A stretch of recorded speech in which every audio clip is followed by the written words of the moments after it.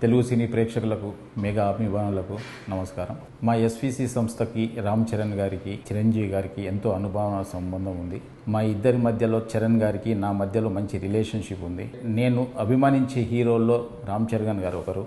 ఆయనని అవమానపరచడం కానీ, ఆయనని కించపరచడం కానీ నా జన్మలో నేను ఎప్పుడు చేయను. నేను ఇచ్చిన ఇంటర్వ్యూలో ఆయన గురించి చిన్న మాట దొర్లినా అది నా తప్పే.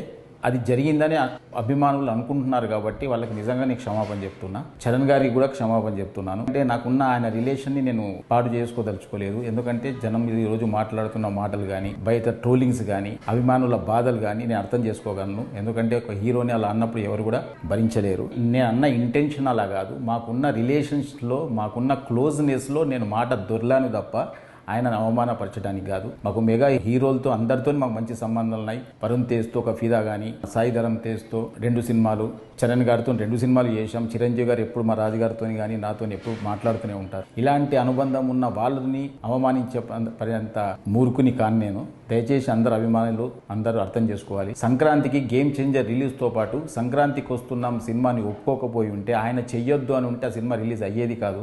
ఆ రోజు ఆయన మనసు గొప్పది కాబట్టి ఆ రోజు ఇబ్బందులో ఉంటారేమో ఫైనాన్షియల్గా అనుకుంటూ కూడా ఆయన, ఎందుకంటే పెద్దగా బడ్జెట్ అయిన సినిమా కాబట్టి మీరు మంచిగా దీన్ని కూడా రిలీజ్ చేసుకోండి అని ఒక గొప్ప మనసుతో ఒప్పుకున్న వ్యక్తి ఆయన. ఆయనను ఎందుకు అవమానపరుస్తాం?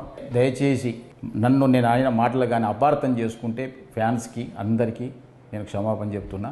దయచేసి మా రిలేషన్ పాడు చేయొద్దు. మాకు మళ్ళీ నెక్స్ట్ ఒక ప్రాజెక్ట్ రెడీ అయింది. నెక్స్ట్ చరణ్ గారితో సినిమా తీయబోతున్నాం.